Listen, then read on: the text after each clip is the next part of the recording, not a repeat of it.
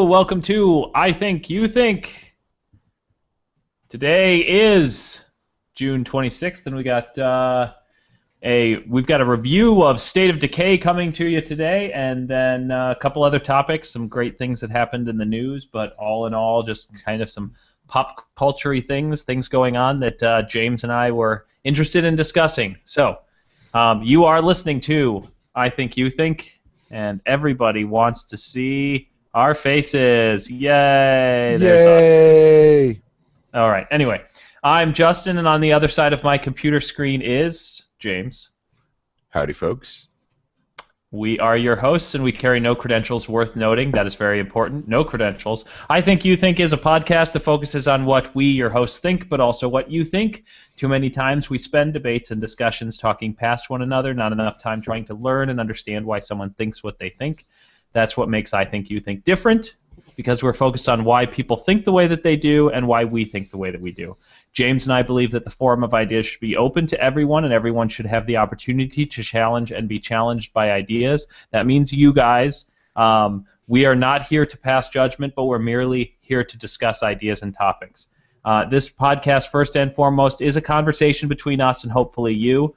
Feel free to email us. You can follow us on Facebook, Twitter, and at the Chicago Now blogs. Links for each of these can be found in the underbar of our video. They're also on our Facebook page, and they are facebook.com/ithinkyouthink, chicagonow.com/I-think-you-think, twitter.com/I think_you-think. I think I'm supposed to say, and you can find us on Twitter at I_think_you_think instead of the whole. Yeah, I'm kind of, I didn't jump into the Twitter thing real early, so what do you expect? Yeah, it's probably almost over anyways, so. It's on its way out. I don't know, because, I guess, Bill Clinton's on there now, so I guess it is kind of done. What? We need to make him one of our followers. Yeah, we should, or follow him. Either or. Whatever. Yeah.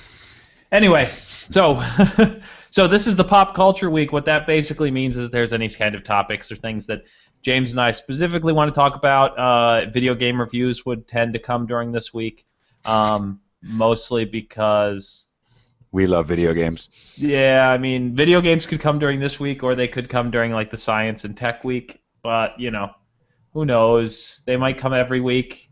Video game talk can come at any time. At any time. I game, you game. Yeah. But yes, so we are going to dive right into the topics after we kind of hit any kind of life-sapping things that have been going on in our lives. James, do you have any life-sapping things? Work, unfortunately, again, is still kind of the top of my list. A lot of work. Yeah, work. I've been watching I've been watching some TV, catching up on trying to clear out my DVR a little bit. I've started slowed down on the reading the last week just because work's been so busy. I basically worked, I think today's day 7 in a row, or maybe it's only 6. Either way, long weekend, long early week. So yeah, work. What about you? I started watching the television series called Hannibal.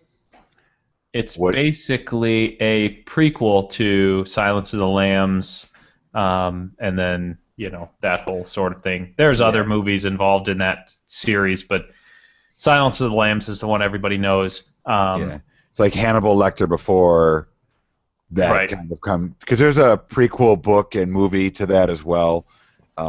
But yeah, what do you think? I only saw the first episode. I really liked it, and I haven't gotten back to trying to play catch up on the rest of it. What have you thought so far?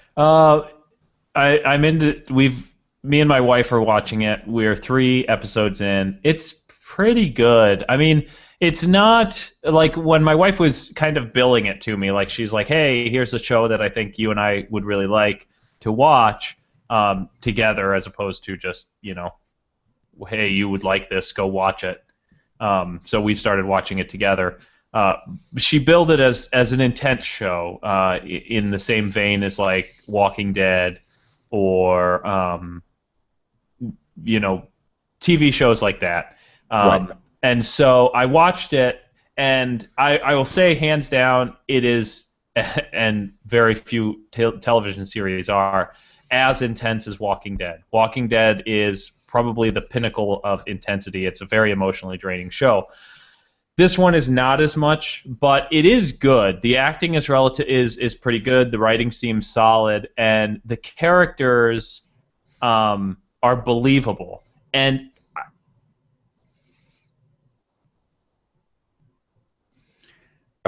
either my end. when I first started watching, nope, I must have. What, I don't know. I was good over here. I don't know. Did you freeze? Maybe because you froze for a moment. So, but okay. The acting's good. Well, I don't know what I missed. Before.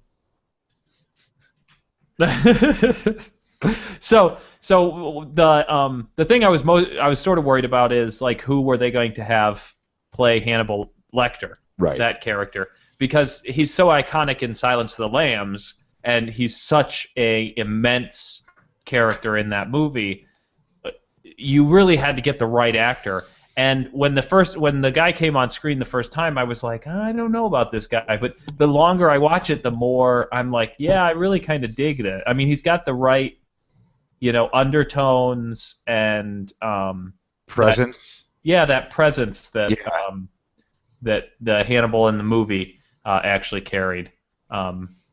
It's so I'm looking forward to more of it, and I really like a lot of the dark, ironic humor that they have in it, because throughout the entire show, who Hannibal is. I mean, the story, and that he is actually a cannibal working with these people, trying to figure out, who these other cannibals are, and it's really funny that he's the murderer who did these other crimes that are going on at the same time, and just the kind of, like, that humor is really fun. Right, for a show that's so dark. So yes, that's what's been taking up a little bit of my time, and then a lot of my time is being at work. But that's the way it always is. Oh yeah. And then gaming, I've been playing State of Decay, which I've got a review for you guys. Not quite as structured as I did with Star Trek, but I've got a lot to talk about regarding it, and I'm really interested in it. So nice. So there were a couple things that happened in the news that you wanted to talk about? There were several things that happened in the news. The first one is just going to be sort of, hey, guys, you need to go just look this up on your own. So we're going to just give this shout out to Wendy Davis, all right? So what you need to do is go Google Wendy Davis, Texas, and just the marathon that she did that helped protect women's rights and human rights in Texas. So there you go. Yep, it's worth it. Megan Davis, right? Wendy Davis. What? Oh, Megan Davis is one of my former employees. Why did that stick in my head? Oh, I thought you were just being funny. No, Wendy Davis, Texas. That's all I'm going to say in regards to that. You guys can look it up. Yeah, Wendy Davis, props to you. Good work. Yes, thank you for helping support human rights. Somebody get that lady a Gatorade or a drink or a coffee or whatever she wants. So, yeah. The other huge thing was there were a lot of rulings that the Supreme Court's been handing down this week, and one of them yesterday was the court overturned DOMA. DOMA is the Defense of Marriage Act. It was signed into law during the Clinton years. I don't know the specific year, but it was signed by Clinton. And was one of the biggest blows to the homosexual community for what people tend to term gay marriage and what I term marriage equality, the right of consenting adults to marry whoever they love. But the Supreme Court overturned that yesterday, which means, if I understand it correctly, it means that my phone is making noises. Sorry, I normally set these to vibrate during the show. Anyway, and yes, that was Close Encounters. What? The aliens are here. Yes. So, if I understand it correctly, what it means is that all of the marriages between homosexual couples that have taken place in the states where it's legal, the federal government previously did not recognize them because of DOMA, which means that they didn't get any of the federal. They couldn't file jointly on their federal taxes, and any of the other sort of automatic things that you receive as a married couple, certain rights and responsibilities that you get. Were not recognized by the federal government. With DOMA being overturned by the Supreme Court as unconstitutional, it means that the federal government does now recognize those. That's once again, I mean, this is another huge step for human rights. As in several podcasts back, I'm a huge proponent of marriage equality.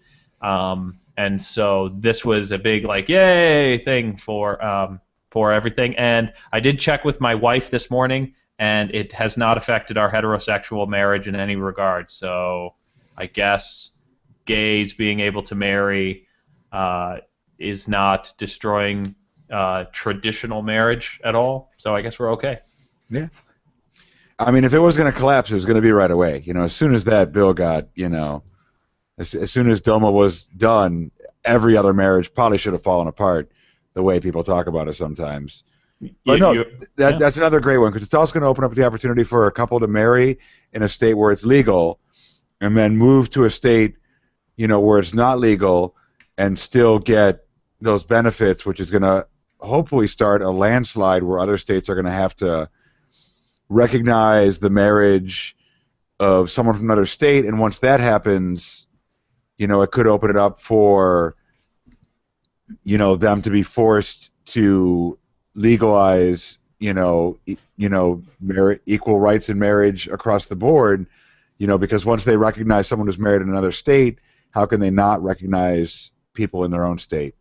Honestly, I kind of feel like, to a certain extent, it's almost going to be over the next 3 to 5 years, kind of a scramble between the states to not be the last one to legalize, to not accept marriage equality, or to basically legalize homosexual marriage. I wouldn't want to be. I'd hate to be in a state that was the last one. I know at the very least, Illinois, it is going before our Congress, the Illinois Congress, our Senate and House. Probably this year, if I understand it correctly, but I know that among other things are some of the big stuff go House this year. So I mean, I would assume Illinois is typically a liberal state in some regards, especially in spending, and so I would assume that it's probably going to pass. The states that are typically against stuff like things like this will probably be some of the last ones. Unfortunately, I mean, it's like I said when we talked about this before. I mean, homosexual marriage equality it's really like a train. I mean, you can stand in the way if you want, but in the end, it's coming, and it's gonna come, and you're either going to be standing in the way of history and being like shat upon, 20 years down the road as, oh my gosh, look at those bigots, right. or you're going to get out of the way and let it happen, because right. it's human. They're human rights. It's equality between people. I just, whatever. Yeah. Do you know off the top of your head about how many states it's legal in now? 11, maybe. Okay. I think, 12, once we start getting to that like 35 mark, I think that's when it'll really landslide, because then you're talking like true minority in states as far as, where it's illegal or not recognized as legal, I guess would probably be a better way to put it. But yeah, I mean, we really need to get to that 30, 35 mark, I think, to really make it so people are states are feeling not excluded, but like they haven't caught up, like they're behind, Right. as opposed to at this point, I'm sure some of these states, some of these politicians are feeling like they're trying to prevent something, as opposed to catching up to what's inevitable and what's right. It's right for this to be legal. It's weird and odd that people in this day and age still, we've talked about it before. It was a different podcast, but we're both on the same page with this. It should be legal. The fact that it's not just, becoming legal across the board more quickly is, I don't know. I don't want to say it's odd. It's wrong. It's predictable at the same time, because people don't like change, and people are like that. People are bigoted, against a lot of things. But hopefully this will speed that change even more quickly. So, Right. I did check on Wikipedia. It says that it's legal in 13 states, the District of Columbia, and then 5 Native American tribes. oh, nice. So, the people who we took the land from, 5 of their tribes have legalized it. But yeah, California, Connecticut, Delaware, Iowa, Maine, Maryland, Massachusetts, Minnesota, New Hampshire, New York, Rhode Island, Vermont, and Washington. So a lot of the original 13 colonies have made it there. I mean, that's a big cluster up in the Northeast. Yes, but the Northeast, if I know my socio-political landscape well enough, tends to be a more liberal area of the country. So, I believe, if I'm correct, which I'm very well could possibly not be, but that's okay. If I'm wrong, guys, just let me know. Yep, that's that whole credentials thing. Yep. We might have to stop this podcast if we've been podcasting long enough at some point for us to have podcasting credential. We might just have to bail, No more. Yep. No more. We're done. We're passing the reins on to less. I was going to say less talented people, but I don't think that they exist. They may. It's a big world. It's a big world. So those are some cool things that kind of happened. Yeah, if you want, we'll just, we'll dive right into the State of Decay. The State of Decay. So, State of Decay is a game that came out for the Xbox Live Arcade. It's by Undead Labs, which is already a pretty cool name for a game publishing company. Or not a publishing company, whatever, game design company, whatever. They kind of intermix anymore. So it's Xbox Live Arcade. It's 1,600 points. Off the bat, I would say it's worth it to drop 1,600. That's $20 in real world dollars. So $20. It's worth it. Sorry, I was just thinking for a second that 1,600 wasn't $20, but it is $20. So we're good. Yeah, because 400 points is $5. Yep, there you go. So. Weird. It's a weird. Yeah, I know. Why not just make it 500 points is $5, or just make it dollars or something? And they are with the launch of Xbox One. So. Yeah, they're supposed to be switching it over. Right. Anyway, so it's if I would probably describe it, I would describe it as an open world sandbox survival horror game. There isn't so much of the horror aspect, certainly the survival aspect, and definitely the open world sandbox.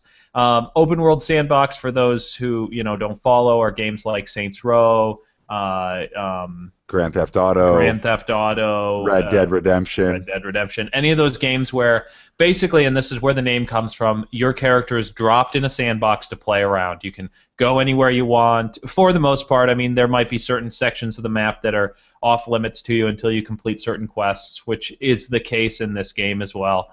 But once a section of the map is open, you can go there. There's nothing keeping you from going there other than your own ambition to do so. The map is relatively small, but it's almost kept real world size. In games like Saints Row, They have multiple cities a lot of times, but the cities are so close together, it's unrealistic. You have these gigantic skyscraper buildings in one area of the map, and then a 5-minute drive, you drive through countryside and farms, and then you're immediately at another city. And it's just there's no real reality to that. No, I've never seen a place in this world where you have metropolises separated by 5 minutes worth of farming area and then another metropolis. This one is actually set more kind of in the backwoods, probably Appalachian, maybe foothills of the Rocky Mountain type area, where there are some mountains that are a little difficult to climb, but in general there's there's dirt roads, there's farms, and small towns. I mean, we're talking small towns that maybe have 1,000, 1,200 people in them. You know, I mean, they're tiny little towns. You drive through them. I know, at least when I drive through Illinois and I intentionally take back roads to get somewhere, you drive through a lot of these small towns where you come in, you spend 3 minutes driving through the main part of the city, and then you leave that part of the city. And it's a lot of that kind of stuff. Right, right. So the world is very believable, but the whole survival aspect to the game is your character is out on a backpacking, hiking, camping kind of thing when the zombie apocalypse happens, and he's caught in the mountains, and he kind of works with this other group, and they end up leaving these mountains and going down to the first main sort of town that you end up in, and you set up a little community. And part of setting up this community is you have to go out and find supplies. You have to find food to support the community. You need to find medicine to support the community, ammo, basically materials, building materials, and fuel for the vehicles that you drive around, and for making, Molotov cocktails and things like that, as well as mines that you use to protect your community. You find other survivors that can join your community. You help out other enclaves and communities and groups, and build trust with them. And as you help them, it builds trust overall, and people are more willing to trade with you and help you out. And you're and it helps your community survive. It gets difficult in the first couple of days. I mean, playing the game days, not like video game days. In the first couple of video game days of playing, the game is relatively easy. It's mostly, it tells you, hey, we're going to go to this building here, and we're going to collect some gas that we need because I need to make something for this or something for that. And so you go off to do it, and then you come back. But after a while, you're kind of left on your own. And it's not just your character. You don't have one character that you're playing with. There's multiple characters. You play as all members of your community. And each one of your members has their own traits and abilities that you can level up. Now, all of them have a capability for fighting, like physical hand-to-hand and guns and things like that. The more you fight hand-to-hand, the more you use weapons, the more those abilities improve. However, sending them out, in order to improve those abilities, you take risks. They can't stay out for very long. Their stamina will go down. But all in all, after the first couple of days, the reality of the survival aspect of the game really starts to set in, because you're not finding all of the stuff that you need. You might not be finding enough food to support your community. You might not be finding enough bullets to support your the protection of your enclave.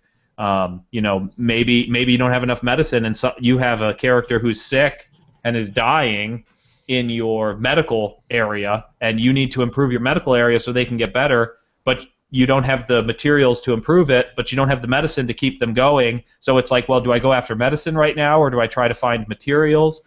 And there are ways to kind of help you, like you have a radio person who can send out broadcasts to try to find materials or medicine or anything like that, but there's a 10-minute cooldown on that.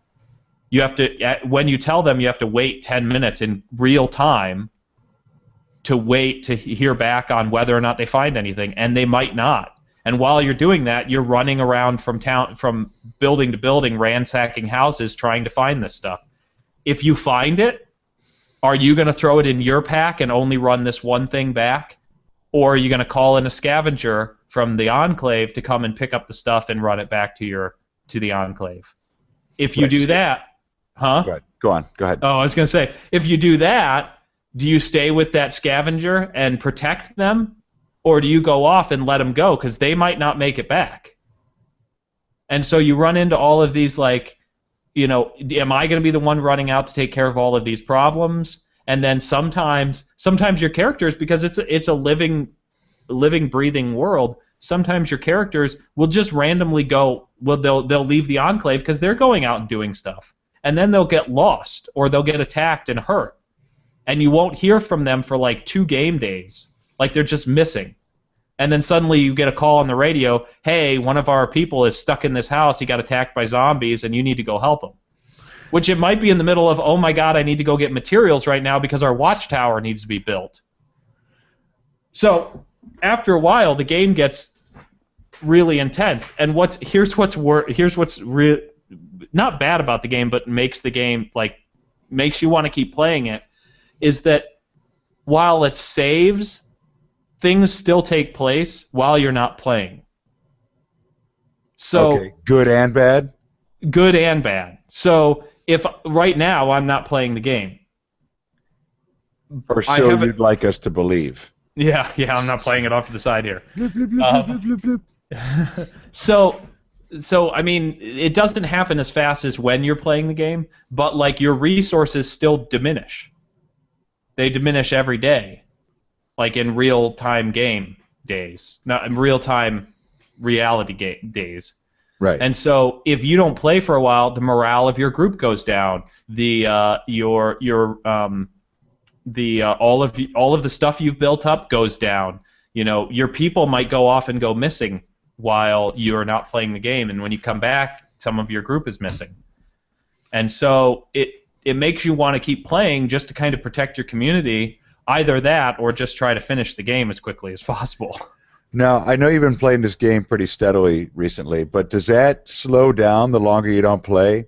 Like the first day, like one full day could be a lot, but a week isn't equal to 7 of those days. Does that make you understand what I'm saying? I know what you're saying. I don't know. I do know that the game developers are still tweaking a lot of the game mechanics. There's still lots of bugs in the game. This is probably the only real downfall of the game, and makes it almost worth waiting on purchasing, because there are little tweaks that the game started out, and there were certain rules about how fast things were diminishing, and they're starting to tweak those as people play the game, and they're giving the developers feedback on it, and like, hey, this is going down way too fast, or hey, this is making this game, this aspect of the game, like basically impossible to play, and they're fixing them. They're changing things. They're fixing the bugs. One of the most fun bugs that is on there right now is sometimes you'll coup de grace a zombie, which if you knock a zombie down to its knees, and then do a finishing move on it, you can like smash its head or knee it in the head and break its head open, or like smash it up against the fence. By the way, this game is definitely rated M. I mean, blood, guts, eating, zombies. Well, there's also like a very intense, like all these people are going to starve or die if I don't do this, and that in itself, without gore, is intense. Yeah, and your group will sometimes they'll get mad at each other, and you have to like sort it out. Like it's basically a little mini game where you show up, you talk to them, and then you take them out on a mission where you just go out and kill some zombies, and during it you guys have this like bonding moment where you're like, dude, everybody's pissed off, chill, stop getting mad at so and so, you got to chill out. you know, So it or if sounds they overall like there's a lot of aspects to the game, and although it's buggy, like it sounds, and correct me if I'm wrong, that they do kind of mesh well into like an experience. yeah, it's a good experience. I mean, the first time one of my characters got killed, I was pissed. And the game, if one of your characters, one of your members of your community dies, the game immediately saves. Immediately, the moment that they're ripped apart by one of these juggernaut zombies, the game saved. And I was so mad because I was like, I didn't want any of my guys to die. Yeah, but it's inevitable, I'm Yeah, guessing, with a game yeah, like that. yeah. I mean, it's a zombie apocalypse. It's almost guaranteed that people are going to have to die. I mean, my group. You start with a relatively small group, 5 or 6 people in your community. I'd gotten it up to like 9 or 10, and then it just got obliterated. We were down to 6 at one point. People like disappeared and didn't come back, and part of it was because I didn't understand that I was supposed to be going out to save them. Like it would Oh, say like that. if they don't come back right away, pretty much like when they're supposed to. Well, it would give me like, hey, this person's missing. Let's go look for them. And I wasn't sure if that was like a member of my group or if that was a member of one of the other groups, or if it was like a side quest that I could do at any time. But no, they're timed. Like you have a certain amount of time to respond to that. And Yeah. and if you don't, then either they'll make their way back. Like you're lucky they made their way back, but they're pissed off that no one came and helped them. And so the morale of your group goes down. But if you go out and save them, then the morale goes up. You might pick up, some more stuff that they happen to find. Like they're like, hey, I was walking around the town and a bunch of zombies showed up.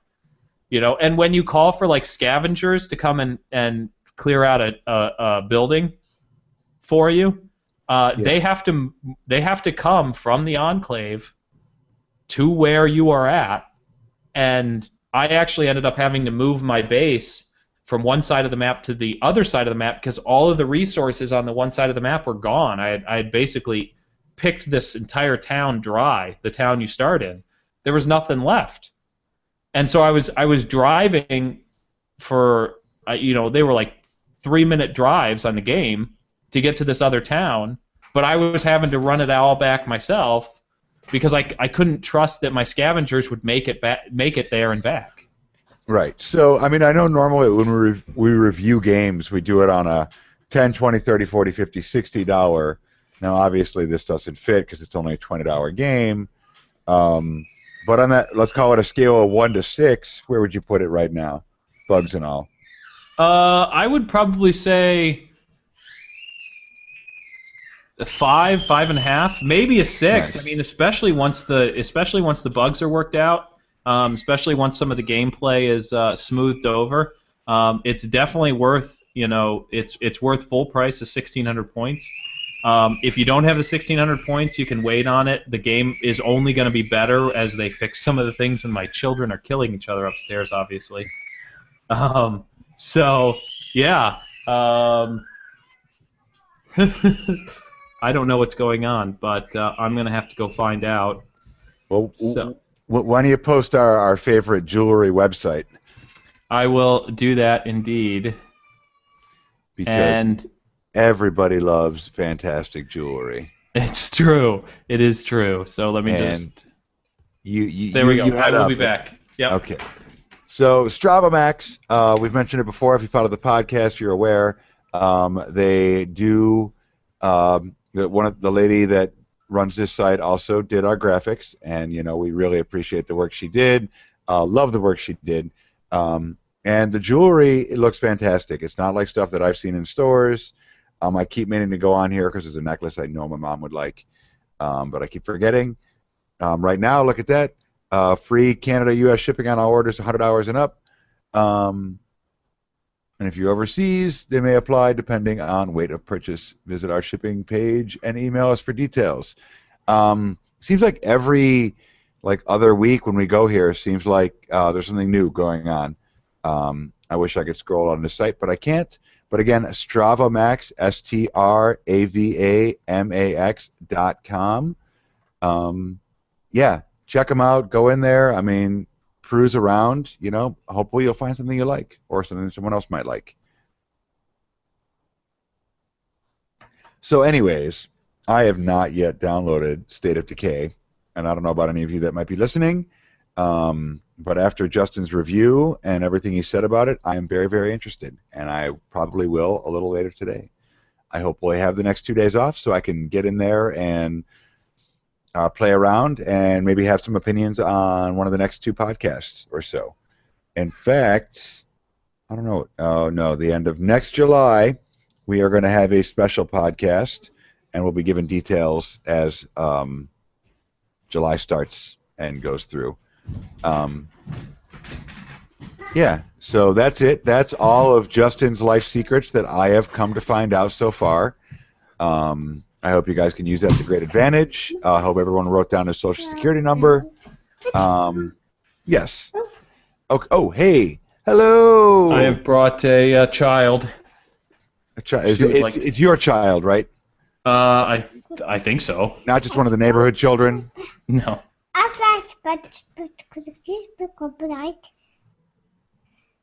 I have no idea what you just said, but...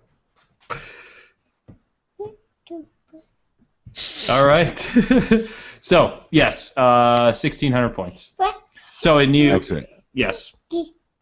So, yeah, I was saying that what you had said, I talked about purchasing it before. I haven't gotten around to it, but I think I might try to purchase it tonight, maybe tomorrow, and play around and see what I think. I would say the one thing that's a little disappointing, however, they have hinted at that I don't know if it's going to be part of this game or if there's going to be something very similar game coming out that utilizes a lot of the same mechanics that will have multiplayer in it. I think this game would be amazing with multiplayer, only because scavenging runs would be... I mean, there's nothing compared to another human being running another player than the computer running a player. It's, Right. Where it'd be interesting from what you said, and I haven't played it, but just the impression I've got what you said is if like 3 or 4 people could be playing the same group. Yeah. And if I was on and needed a scavenger, like I could go do that, or even if like I was on and you weren't, I could still be doing things to benefit the group and vice versa. You know what I mean? Right. Or even if they do something where you don't actually play in the same world as your other players, but you can trade with your other your friends. So Right. Hey, I've got, like, for example, I have enough outposts. Outposts are other things that you can kind of build around your enclave at places that generate fuel or generate bullets or something like that. You can build these, and they help to generate so that you aren't using up as many at the time. But I actually generate more fuel than I use, and so I always have a surplus of fuel. I don't need fuel for anything other than protecting my outposts, because you use it to make mines, essentially, that blow up, zombie hordes. Right. Oh, that's the other thing. There are zombie hordes that will attack your enclave from time to time that you have to go take care of. How are the graphics? We didn't really talk specifically about graphics. You're right, we didn't. The graphics are, compared to next-gen graphics, they're subpar. However, I'm a proponent that you don't have to have amazing graphics to have an amazing game. I completely agree. It's probably on par with a really good PlayStation 2 game. Okay. In terms of the graphics, it reminds me of Grand Theft Auto 3. Wait, which one was with the Eastern European guy? I don't know. You don't like Grand Theft Auto. Yeah. Although I did play that one a little bit because my brother is a big fan. So, but it's a little older in the graphics, which is fine because I mean, there's a lot of games, especially when you go to arcade, that are like that. That generation or even a little older. But it's like the music of the modern world, where there's so much available out there, so many different things. Video games are the same. Do you want an old 2D platformer? It's out there. You know what I mean? You can find stuff. Between the games that are there for like tablets and phones to the arcade games, all the way up to the full package $60 major merchandise that they want you to buy.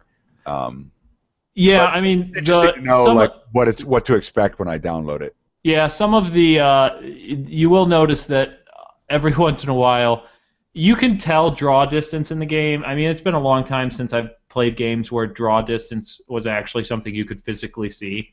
But like when you're driving, you can actually see the difference between the draw distance of what you're driving up to and what's beyond that draw distance line. And then sometimes the textures will actually just randomly disappear, and you just get this block texture on top of like cars sometimes and things. But these are known problems. These are bugs. They're not a problem with the game per se. It's a known bug. You want to say hello? It's a known bug that they're working on. But yeah, those things do exist. Yeah. So I was thinking maybe we could move on to your. Hold on a second.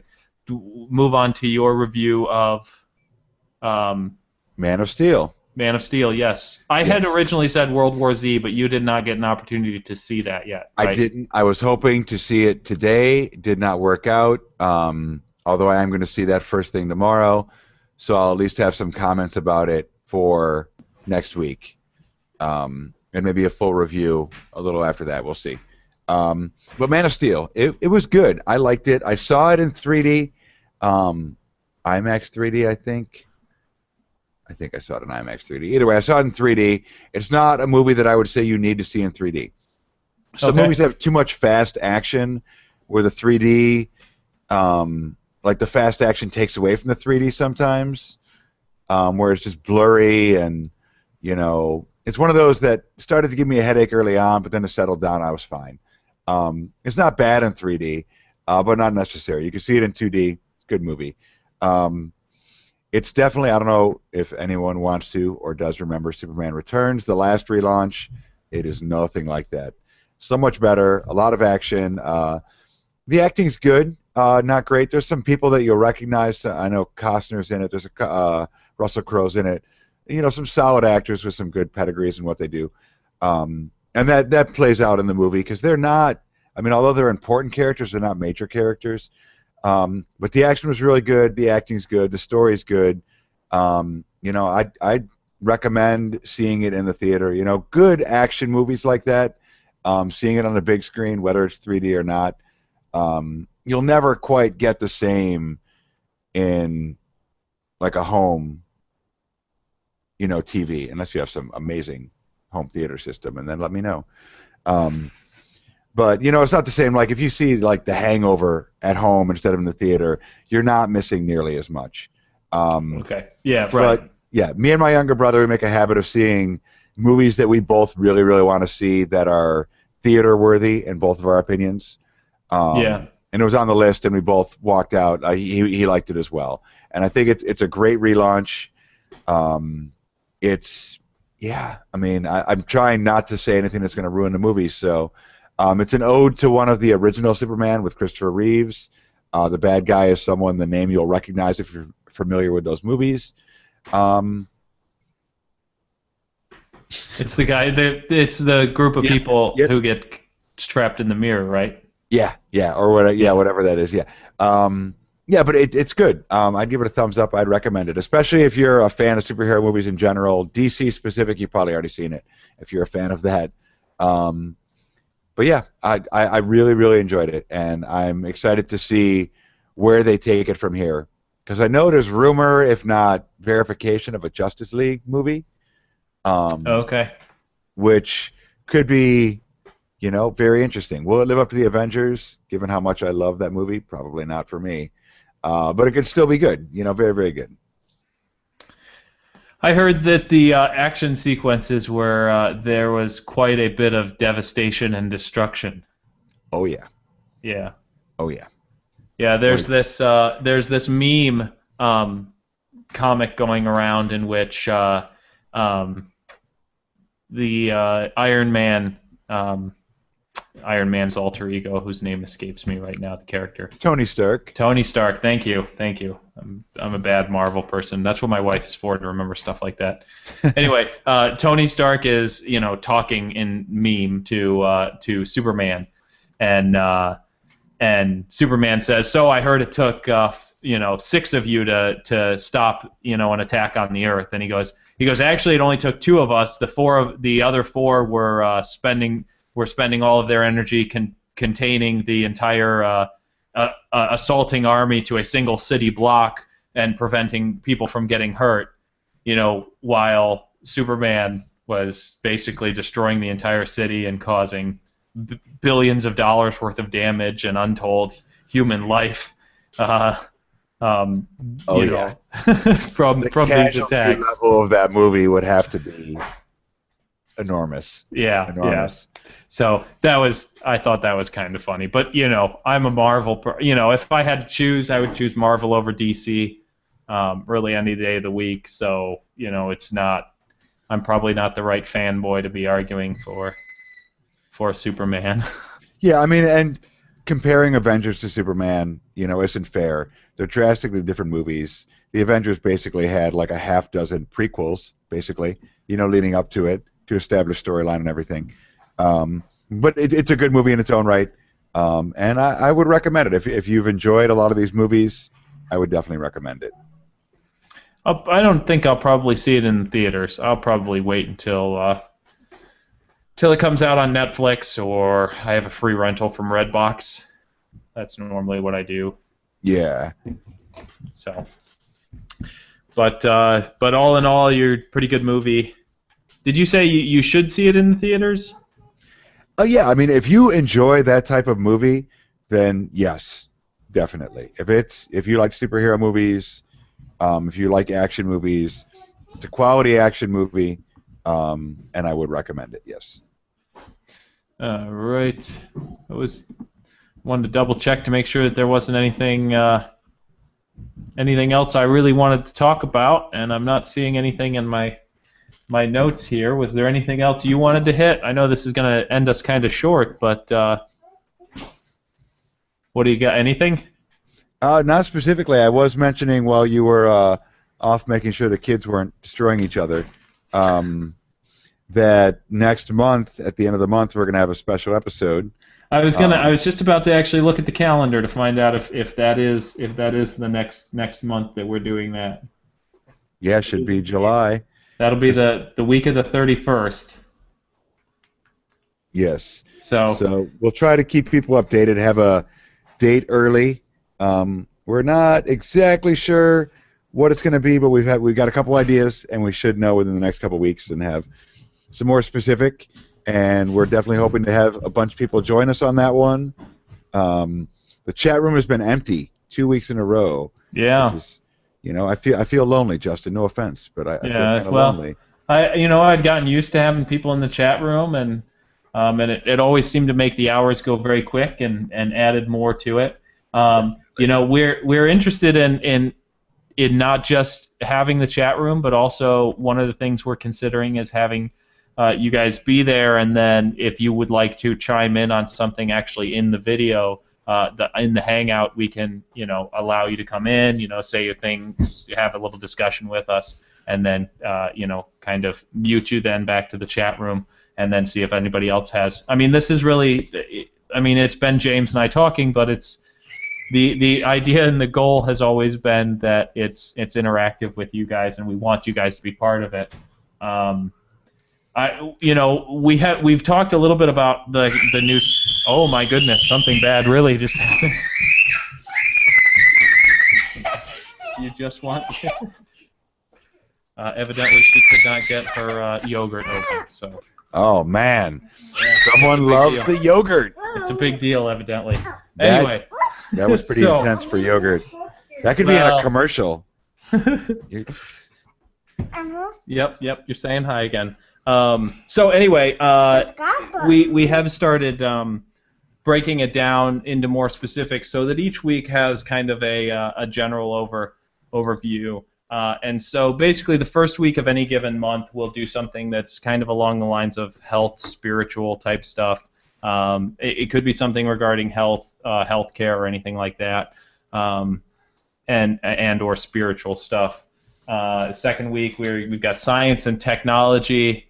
The third week is political and social, and then this is the fourth week, which is pop culture. Any of the months where we have a fifth, and it goes by the Wednesday in the middle of the month, or because the that's middle when of the we used week. to originally record. It was always on Wednesdays in the Yes, beginning. yes. So Wednesday is our week. Wednesday, Yes. we live and die by Wednesdays now. Yep. And so any month in which there's a fifth Wednesday, we'll have some sort of a special sort of show. No specifics on what it'll be or what we do. So yes, that's all I've got. We can wrap up. James, if you would do so I can mute my mic here. No problem.